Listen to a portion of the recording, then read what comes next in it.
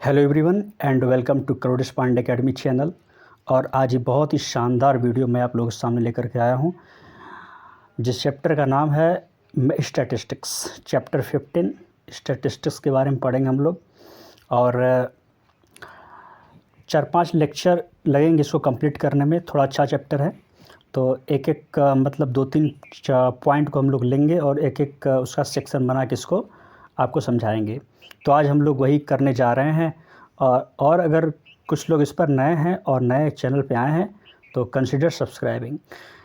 Friends, अब start करते हैं। करीब 2-3 टॉपिक्स हैं। इंट्रोडक्शन देखेंगे स्टैटिस्टिक्स का, और मीन मीडियन मोड, उसके साथ ही मीन डिविएशन के बारे में पढ़ेंगे। ठीक है, तो चलिए स्टार्ट करते हैं। इंट्रोडक्शन के बारे में देख लें, स्टैटिस्टिक्स का क्या रोल होता है मैथमेटिक्स में। देखिए, स्टैटिस्टिक्स उसे कहते हैं जैसे मान लीजिए कि हमारे पास कुछ डेटा दिया हुआ हो और उस डेटा के माध्यम से हमें डिसीजन लेना है कि स्पेसिफिक डेटा हमारे पास है, तो हम उसको एनालाइज करते हैं, इंटरप्रेट करते हैं, फिर उससे कुछ डिसीजन मेकिंग का काम करते हैं। और बेसिकली देखा जाए तो डेटा के सेंट्रल टेंडेंसी से ही स्टैटिस्टिक्स की शुरुआत होती है। तो डेटा अगर सेंट्रल टेंडेंसी हम जान जाते हैं तो हम एक्सपेक्ट करते हैं कि ऐसे ऐसे संभावना इसमें हो सकती हैं। तो सेंट्रल टेंडेंसी का कहाँ यूज होता है इसको देख लें। जैसे मान लीजिए कोई प्लेयर है, वो एक सीरीज़ में खेलने गया है, क्रिकेट सीरीज़ है, मान लीजिए वो फुटबॉल का सीरीज़ है, कुछ भी है। तो अगर किसी मैच में उसने अच्छा परफॉर्म नहीं किया तो इसका मतलब ये नहीं हुआ कि वो बुरा बैट्समैन है, चाहे बुरा प्लेयर है। और उसको समझने के लिए हमें उसके कई मैचेस, मतलब कई सीरीज़ को देखना पड़ेगा, और हर मैचेज के स्कोर को हमें देखना पड़ेगा, और उसको हमें मीन निकालना होगा। सेंट्रल टेंडेंसी मतलब मीन मीडियन मोड। तो हम लोग देख लेते हैं कि इसमें मीन क्या होता है, राइट। देखिए, मीन का क्या मतलब होता है, मीन देख लेते हैं इसमें। मीन का यहाँ क्या दिया हुआ है, मीन हमारे पास दिया हुआ है x bar is equal to 1/n summation i is equal to 1 to n xi। मतलब जितने भी ऑब्जर्वेशन से उनको आप सम करिए, x1 x2 xn, जितने भी टिल xn तक हमें ऐड करना है सबको। फिर जितने ऑब्जर्वेशन है, सपोज n ऑब्जर्वेशन, तो अपॉन n से डिवाइड कर देंगे तो हमें मीन निकल जाएगा। अब मीन निकलने के बाद हम लोग आएंगे मीडियन के ऊपर। तो मीडियन क्या होता है उसको देख लेते हैं। Median is obtained by the first arranging the data in ascending और डिसेंडिंग ऑर्डर। हमें किसी दिए गए डेटा को हमें असेंडिंग ऑर्डर में लिखना है। फिर उसके बाद अगर ये देखेंगे कि अगर उसके ऑब्जर्वेशंस 1 2 3 4 5 समथिंग मान लीजिए ऑड नंबर हैं, तो हम क्या करेंगे, n+1 अपॉन टूथ टर्म कर देंगे तो हमें उसका ऑब्जर्वेशन मिल जाएगा, मतलब मीडियन मिल जाएगा, उसका जो मिडिल टर्म होता है, मिडिल टर्म जो उसका होगा। और if the number of observations is even, अगर n इवन हो तो हमारे पास दो इसके आएंगे डिविएशन आपके, सॉरी, इसके मीडियन 2 आएंगे, एक n/2th टर्म, एक n/2 + 1th टर्म। तो अब क्या करेंगे कि जब हमारे पास 2 मीडियन के वैल्यू आएंगे तो उसको हम उसका मीन निकालेंगे, तब जाकर हमें एग्जैक्ट मीडियन निकलेगा। तो n/2th term plus n/2 + 1th term upon half कर देंगे तो हमें मीडियन निकल जाएगा, वही हमारा मीडियन हो जाएगा वो। अब बात कर लेते हैं कि जब हम मीडियन निकाल लेते हैं, जैसे कि हमने मीन निकाल लिया, मीडियन निकाल लिया, तो अब जैसे इस तरीके से समझें कि एक प्लेयर है जिसका कुछ रिकॉर्ड 10 मैचों का दिया हुआ है, और एक और प्लेयर जिसका 10 मैचों का रिकॉर्ड दिया हुआ है। तो एक प्लेयर कंसिस्टेंट है जो रन बनाता है, मान लीजिए 50-50 हर मैच में, आसपास 45-50-60 इस तरीके से बना रहा है, तो उसका एवरेज बढ़िया जा रहा है। और एक क्या करता है, 5 रन बनाता है, 0 रन बनाता है, फिर एक साथ 150 बना देता है, फिर 10 पे आउट होता है, फिर 100 बना देता है। तो इस तरीके से उसका भी मीन वही आ रहा है जो पहले वाले का आ रहा है। तो इसमें देखें तो डेटा बहुत ज़्यादा स्कैटर होता है, पहले वाले का बहुत दूर दूर पे है सेकंड वाले का, और पहला वाला कंसिस्टेंट है, लेकिन दोनों का मीन सेम आ रहा है। तो उस केस में मीन तो सेम आएगा, लेकिन डेटा को अच्छे से पहचानने के लिए हमें डिस्पर्सन का यूज़ करना होता है, मेज़र ऑफ डिस्पर्सन। तो मेज़र ऑफ डिस्पर्सन क्या होता है? द डिस्पर्सन और scatter in A data is measured on the basis of the observations and the types of measures of central tendency। ठीक है, तो 4 तरीके डिस्पर्सन होते हैं: range, quartile deviation, mean deviation and standard deviation. तो हम इस चैप्टर में रेंज के बारे में पढ़ेंगे, मीन डिविएशन के बारे में पढ़ेंगे और स्टैंडर्ड डिविएशन के बारे में पढ़ेंगे। तो पहले जान लेते हैं रेंज क्या होता है। देखिए, रेंज का मतलब आप समझ रहे होंगे कि परास, मतलब कि मिनिमम पॉइंट से मैक्सिमम पॉइंट का जो डिफरेंस होता है। तो क्या करेंगे, मैक्सिमम नंबर माइनस मिनिमम का जो वो होता है वही हमारा क्या होता है, जो डिफरेंस होता है वही हमारा रेंज होता है। तो इस तरीके से हम इसको देख सकते हैं। अब मीन डिविएशन के बारे में बात कर लें कि मीन डिविएशन होता क्या है।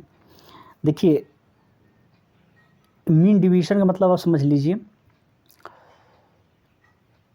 जो डिविएट हो रहा है आपका हर एक डेटा, जैसे कि आपका फर्स्ट ऑब्जर्वेशन, सेकेंड ऑब्जर्वेशन, हमने मान लीजिए कोई सेंट्रल टेंडेंसी कोई वैल्यू ली, मान लीजिए वो आपका है मीन है, ठीक है, चाहे मीडियन है। तो उसमें क्या होगा कि जब आप मीन कोई निकाल लेंगे तो उस मीन से कितना डिस्पर्स है डेटा आपका, पहला, दूसरा, तीसरा, जितना डिस्पर्स आएगा first observation, second observation, third observation and so n observation में जितना डिफरेंस आएगा, उन सबको ऐड करेंगे। तो लेकिन ऐड क्या करेंगे, माइनस को छोड़ देंगे साइन को, एब्सोल्यूट वैल्यूज को लेंगे, क्योंकि अगर आप सम करेंगे सबका तो माइनस प्लस दोनों होगा जो डिस्पर्स होगा आपके उस मीन वैल्यू से, तो वो 0 हो जाएगा। इसीलिए हमें क्या करना होगा कि उसको हमें एब्सोल्यूट वैल्यू को ऐड करना है जो डिस्पर्सन हो रहा है प्रत्येक आपके ऑब्जर्वेशन में। तो सम करेंगे और अपॉन नंबर ऑफ ऑब्जर्वेशंस, तो जितना डिविएशन हो रहा डेटा में पता चल जाएगा, उसी डिविएशन को बोलते हैं मीन डिविएशन। तो हमें इसकी आवश्यकता पड़ती है। अब देख लें mean deviation for ungrouped data. Ungrouped data मतलब समझ लीजिए, ग्रुप्ड डेटा होता है कि अनग्रुप्ड डेटा होता है। तो ग्रुप्ड डेटा के बारे में अगले लेक्चर में डिस्कस करेंगे हम लोग कंप्लीट तरीके से। तो पहले अनग्रुप्ड डेटा को देख लेते हैं जिसमें ग्रुपिंग नहीं होती है, और ग्रुप्ड डेटा में ग्रुपिंग होती है। जैसे कि एक डिस्क्रीट वैल्यू दे रखी होती है, तो कोई कंटिन्यूअस वैल्यू दे रखी होती है कि इतने लोग इतने नंबर पाए हुए हैं। इस तरीके से जो ग्रुप डेटा की ग्रुपिंग होती है उसको बोलते हैं ग्रुप्ड डेटा। ये अनग्रुप्ड डेटा है। तो अनग्रुप्ड डेटा में लेट n ऑब्जर्वेशंस हैं, bx1, x2, x3 till xn। तो following steps are followed in calculation of mean division about mean और मीडियन। तो क्या होगा, पहला हम कैलकुलेट करेंगे measure of central tendency. We are to find the mean division, let it be A. तो हमें एक सेंट्रल टेंडेंसी निकालनी होती है, ए मान लीजिए हो गया हो। स्टेप 2 क्या करेंगे, अब डिविएशन निकालेंगे प्रत्येक xi, मतलब जो आपका observation x1, x2, x3 till xn तक, उन सभी में डिविएशन निकालेंगे ए से कितना डिविएट है वो डेटा। तो x1 minus x2 minus A till xn minus ए जितना भी है उसको निकाल लेंगे। फिर स्टेप 3 में जाएंगे। स्टेप 3 हमारा ये कह रहा है कि find the absolute values of the deviation, that is drop the minus sign. मतलब हमें एब्सोल्यूट वैल्यू निकालेंगे तो ऑलरेडी पता है कि नेगेटिव वैल्यू निकल जाती है, हमें एब्सोल्यूट वैल्यू मिलती है। तो mod x1 minus A and mod x2 minus A till mod xn minus A, इस तरीके से सब में हमें मॉड एब्सोल्यूट वैल्यू मिल जाएगा, मतलब नेगेटिव साइन नहीं होगा। अब हमें क्या करना है, अब स्टेप 4 में चलेंगे। तो find the mean of the absolute values of the deviation. Mean निकालने के लिए इन सारे जो डिस्पर्सन हुआ है, आपका डिविएशन हुआ है आपके ऑब्जर्वेशंस में, उनको ऐड करेंगे, सम अप करेंगे। तो सम करने के बाद जितने ऑब्जर्वेशंस हैं, मतलब जितने ऑब्जर्वेशन से जितना आपका डिविएशन हुआ है अपॉन n कर देंगे, मतलब जितना आपका ऑब्जर्वेशन उतना से डिवाइड कर देंगे, तो हमें मीन डिविएशन आ जाएगा। This mean is the mean deviation about A. ठीक है, तो मीन डिवीजन अबाउट ए मतलब ये हो गया कि ए जो आपका मीन आया उससे कितना डिस्पर्स है डेटा। ठीक है, ये हमें एग्जैक्ट वैल्यू देता है डेटा। अब बात करें मीन डिवीजन ए कैसे निकालेंगे। फार्मूला क्या होता है, समेशन xi माइनस ए, मतलब कि समेशन माने समअप किया जा रहा है i is equal to 1 to n तक। i इज इक्वल टू 1 से लेकर के n तक इस वैल्यू को ऐड किया जा रहा है, ठीक है, राइट। तो x i minus A upon N, जितने ऑब्जर्वेशन उससे डिवाइड कर देंगे तो मीन डिवीजन अबाउट मीन आ जाएगा कि मीन डेटा से वो जो डेटा आपका आया है मीन से कितना डिविएट है data.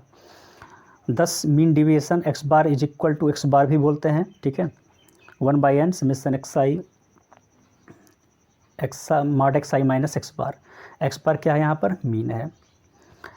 And mean division about median के बारे में बात करें, देखिए हम लोग क्या सेंट्रल टेंडेंसी लेके चल रहे हैं, तो मीन डिवीजन अबाउट मीन भी होगा, मीन डिवीजन अबाउट मीडियन भी होगा। तो यहाँ पर क्या करेंगे, अगर मीन से अगर डिवीजन निकाल रहे हैं, ठीक है, तो वो बोला जाएगा मीन डिवीजन अबाउट मीन, और अगर मीडियन से निकालेंगे तो मीन डिवीजन अबाउट मीडियन निकालेंगे।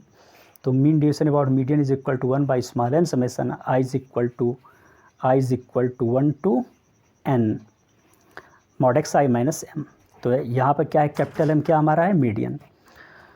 तो आज के लिए इतना ही। अब हम लोग इसको पार्ट्स में डिवाइड करके बताएंगे आपको, और नेक्स्ट में हम लोग पढ़ेंगे इसके ग्रुप डेटा के मीन डिवीएशन और मीन डिवीजन अबाउट मीन और मीन डिवीजन अबाउट मीडियन कैसे निकालते हैं। और ग्रुप डेटा में भी 2 प्रकार का होता है आपका, एक होता है डिस्क्रीट डिस्ट्रीब्यूशन, ठीक है, और एक होता है continuous distribution function, continuous distribution data, ठीक है। तो इस तरीके से हम 2 तरीके का ग्रुप डेटा के बारे में पढ़ेंगे, और उसके mean division about mean division about median के बारे में पढ़ेंगे। और एक चीज़ और बताना था कि मोड किसे कहते हैं। जब हमारे पास कोई डेटा दिया हुआ हो तो इसमें क्या होता है कि जो रिपीटेड वैल्यूज़ होते हैं, रिपीटेड जो डेटा होता है, जो मैक्सिमम टाइम जो रिपीटेड आपका डेटा होता है, that are called mode. Thanks. और आप लोग इसको सपोर्ट करें, और जितने भी नए लोग हैं मैक्सिमम लोगों को शेयर करें, अपने दोस्तों को व्हाट्सएप पे शेयर करें, सोशल मीडिया पे शेयर करें।